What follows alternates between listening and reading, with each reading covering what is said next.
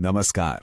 कभी सोचा है कि जब हम गुब्बारे में हवा भरते हैं तो वो क्यों फूल जाता है, या फिर प्रेशर कुकर में खाना इतनी जल्दी कैसे पक जाता है? इन सभी सवालों का जवाब ना भौतिकी के एक बहुत ही दिलचस्प अध्याय में छुपा है, जिसका नाम है अणुगति सिद्धांत। आज हम इसी दुनिया में गहराई से उतरेंगे और समझेंगे कि गैसों का व्यवहार उनके अणुओं यानी मॉलिक्यूल्स के स्तर पर कैसा होता है। तो आज हम क्या क्या देखने वाले हैं? सबसे पहले हम परमाणुओं की दुनिया से शुरुआत करेंगे, जो इस पूरे सिद्धांत की नींव है। फिर हम आदर्श गैस के नियमों पर नजर डालेंगे। इसके बाद हम देखेंगे कि कैसे अणुओं की टक्कर से प्रेशर पैदा होता है, ऊर्जा और तापमान का असली मतलब क्या है, और माध्यम मुक्त पथ क्या होता है। और आखिर में हम पूरे अध्याय का एक फटाफट रिवीजन करेंगे। चलिए तो फिर शुरू करते हैं भौतिक विज्ञान के उस सबसे बुनियादी लेकिन सबसे शक्तिशाली आइडिया से, जिसने हमारे ब्रह्मांड को देखने का नजरिया ही बदल कर रख दिया। महान भौतिक विज्ञानी रिचर्ड फेनमैन ने इसे बहुत खूबसूरती से कहा था कि सभी चीजें परमाणुओं से बनी हैं। ये सिर्फ एक लाइन नहीं है, ये एक क्रांतिकारी सोच है। इसका मतलब है कि हमारे आसपास जो कुछ भी है, चाहे वो ठोस हो, द्रव हो या गैस, सब कुछ अनगिनत छोटे छोटे कणों से बना है जो कभी रुकते नहीं, हमेशा गति में रहते हैं। यही अणुगति सिद्धांत का मूल आधार है। और इसी आधार पर एक और बड़ा आइडिया आता है, जिसे एवोगैड्रो की परिकल्पना कहते हैं। ये क्या कहती है कि अगर तापमान और दबाव एक जैसा हो तो आप कोई भी गैस ले लीजिए, अगर उनका आयतन यानी वॉल्यूम बराबर है तो उनमें अणुओं की संख्या भी बिल्कुल बराबर होगी। ये एक बहुत ही जबरदस्त आइडिया है, जिसने हमें यह समझने में मदद की कि गैसें कैसे रिएक्ट करती हैं। तो ठीक है, ये तो हम समझ गए कि गैसें अणुओं से बनी हैं, लेकिन हम गैस के व्यवहार को बड़े पैमाने पर, मतलब मैक्रोस्कोपिक लेवल पर कैसे मापते हैं? यहीं पर आदर्श गैस के नियम हमारी मदद करते हैं।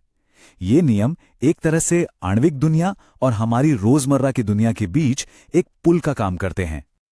और ये है वो समीकरण PV = μRT, यानी आदर्श गैस समीकरण।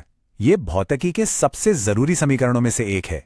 इसमें P है प्रेशर, V है वॉल्यूम, T है तापमान, म्यू है मोलों की संख्या और R एक कांस्टेंट है। ये समीकरण हमें सीधे सीधे बताता है कि ये सारी चीजें एक दूसरे से कैसे जुड़ी हुई हैं। हाँ, ये एक आदर्श गैस के लिए है, जो एक थ्योरेटिकल मॉडल है, पर असल दुनिया की गैसें भी कम दबाव और ज्यादा तापमान पर लगभग ऐसा ही व्यवहार करती हैं। आदर्श गैस समीकरण की सबसे अच्छी बात यह है कि इससे हमें दूसरे जरूरी नियम भी मिल जाते हैं। जैसे अगर हम तापमान को स्थिर रखें तो हमें मिलता है बॉयल का नियम। यह कहता है कि प्रेशर और वॉल्यूम एक दूसरे के उल्टे होते हैं, मतलब गैस को जितना दबाएंगे प्रेशर उतना ही बढ़ेगा। और अगर हम प्रेशर को स्थिर रखें तो हमें मिलता है चार्ल्स का नियम। इसके हिसाब से वॉल्यूम सीधे सीधे तापमान पर निर्भर करता है, यानी गैस को गर्म करेंगे तो वो फैलेगी। अब जरा सोचिए, अगर हम एक ही डिब्बे में कई अलग अलग गैसों को मिला दें जो आपस में रिएक्ट नहीं करती, तो क्या होगा? डाल्टन का नियम कहता है कि जो टोटल प्रेशर होगा वो हर एक गैस के अपने अपने प्रेशर का जोड़ होगा। इसे ऐसे समझ सकते हैं कि हर गैस को इस बात से कोई फर्क नहीं पड़ता कि वहां दूसरी गैसें भी हैं। वो तो बस ऐसे बर्ताव करती है जैसे वो उस डिब्बे में अकेली ही हो। अच्छा, हमने प्रेशर और वॉल्यूम जैसी बड़ी बड़ी चीजों की बात तो कर ली, लेकिन यह सवाल तो अपनी जगह है कि किसी गैस में प्रेशर आता कहां से है? इसका जवाब हमें अणुगति सिद्धांत के बिल्कुल कोर में मिलता है। यह हमें बताता है कि कैसे लाखों करोड़ों अणुओं की लगातार बेतरतीब टक्करें मिलकर वो प्रेशर बनाती हैं जिसे हम मापते हैं। इस मॉलिक्यूलर सोच को एक गणितीय मॉडल में ढालने के लिए हम कुछ चीजें मानकर चलते हैं। पहली, गैस में बहुत सारे अणु हैं जो लगातार इधर उधर भाग रहे हैं। दूसरी, हम ये मानते हैं कि अणुओं का अपना साइज बहुत छोटा है और वो एक दूसरे पर तभी असर डालते हैं जब टकराते हैं। और तीसरी, ये टक्करें पूरी तरह से इलास्टिक होती हैं, यानी एनर्जी का कोई नुकसान नहीं होता। चलिए अब प्रेशर का फॉर्मूला निकालने की कोशिश करते हैं। कल्पना कीजिए कि हमारे पास एक क्यूब के आकार का बॉक्स है जिसकी हर भुजा की लंबाई L है। इसके अंदर एक गैस का अणु है जिसकी वेलोसिटी v है। इस वेलोसिटी के 3 हिस्से हैं, x, y और z दिशाओं में vx, vy और vz। अब हम देखते हैं कि जब ये अणु सामने वाली दीवार से टकराता है तो क्या होता है। देखिए, हमने माना था कि टक्कर पूरी तरह से इलास्टिक है। इसका मतलब है कि अणु की वेलोसिटी का y और z वाला हिस्सा तो वैसा ही रहेगा, लेकिन x वाला हिस्सा जो दीवार से सीधा टकरा रहा है उसकी दिशा उलट जाएगी। टक्कर से पहले मोमेंटम था mvx और टक्कर के बाद हो गया -mvx, तो मोमेंटम में बदलाव कितना हुआ? 2mvx। और मोमेंटम कंजर्वेशन के नियम के मुताबिक इतना ही मोमेंटम यानी 2mvx दीवार को भी मिलेगा। ठीक है, ये तो हुई एक अणु की कहानी। अब पूरी गैस का प्रेशर कैसे निकालें? चलिए स्टेप बाय स्टेप आगे बढ़ते हैं। पहला स्टेप पूरा हो गया, एक टक्कर में मोमेंटम चेंज है 2mvx। अब दूसरा स्टेप, यह पता लगाना कि एक निश्चित समय में कितने अणु दीवार से टकराएंगे। तीसरा स्टेप, इन दोनों को गुणा करके कुल मोमेंटम चेंज निकालना। चौथा स्टेप, प्रेशर होता है फोर्स पर यूनिट एरिया और फोर्स होता है मोमेंटम चेंज की दर। तो हमें जो टोटल मोमेंटम चेंज मिला उसे समय और एरिया से भाग दे देंगे। और पांचवां स्टेप, क्योंकि अणु हर दिशा में एक जैसे घूम रहे हैं, हम सभी की वेलोसिटी का औसत ले लेंगे। जब हम इन सभी तार्किक स्टेप्स को एक साथ मिलाते हैं तो हमें मिलता है प्रेशर का हमारा फाइनल फॉर्मूला P = 1/3 nmv²। तो अब हमारे पास दो समीकरण हैं, एक अणुगति सिद्धांत से P = 1/3 nmv² और दूसरा आदर्श गैस समीकरण PV = μRT।